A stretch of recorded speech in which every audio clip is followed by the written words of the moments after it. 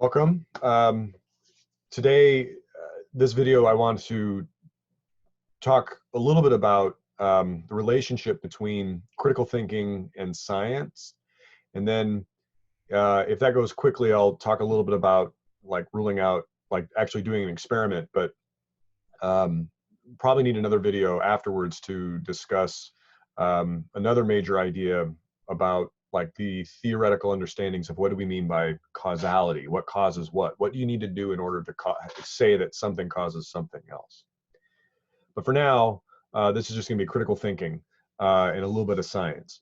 So when I first started teaching, there's a big push to say, hey, if you're going to get a college degree, you ought to be better at critical thinking at the end of your college career than when you started.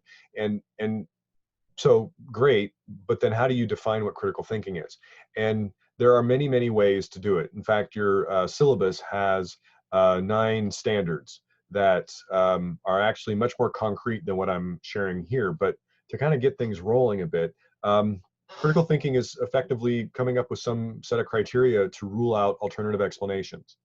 And to concretize that, to think about, claims about why people do what they do. Um, you know, we're in the midst of a pandemic. Um, why is it that some people feel that the stay-at-home orders are overly a kind of overreaction? Um, why is it that people still continue to go out and behave in ways that may actually help transmit a virus that is actually killing people? Right? How do we explain that? And that's a complex question.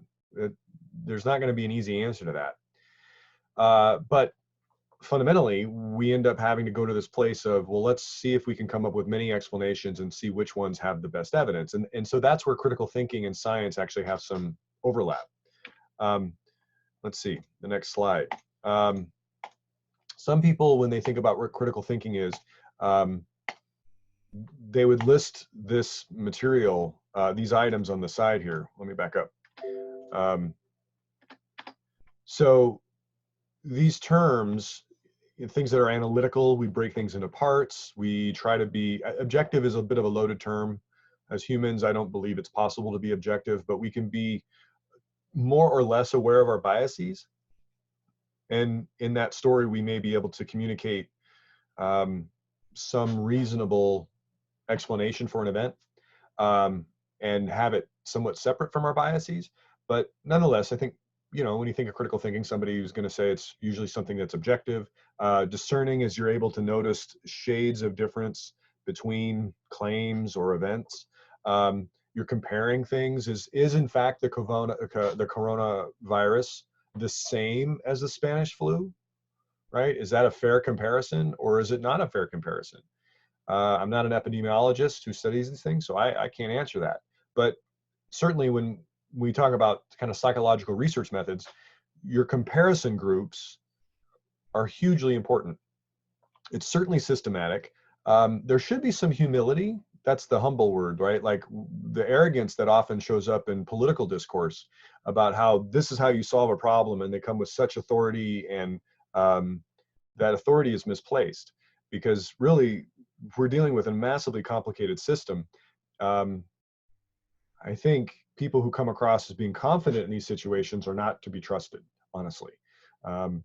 But the last one is a feedback, and that might be, there may be needing some description on that, but the feedback loops. In one of my other videos, we're going to talk about the relationship between how we like make hypotheses and we observe and we change our hypotheses. There's kind of a forward progress of going from, I'll try to reverse the direction and the time here, that you have some idea, you make a claim, you evaluate it, and you kind of keep moving forward, but there's a feedback system for self-correction. So here's another way of thinking of critical thinking. And it starts to get to more of what we do in research, where we try to analyze an argument like, do vaccines cause autism? And then we try to find evidence to either support or maybe more importantly, refute the claim. That's kind of a key idea, that that in science, we don't prove things true as much as we prove things false. And once we've proven a lot of ideas false, if there are any other ideas that have not yet been proven false, we tend to gravitate to those being the better explanations. So that's a little bit of a mind shift. That's, I guess, comes up in number 4. Is there evidence to prove something wrong? Because that really is helpful. A lot of times evidence is missing, as in number 5. But then coming to some reasonable conclusion based on the preponderance of evidence, that's sort of the standard way to think about complex things.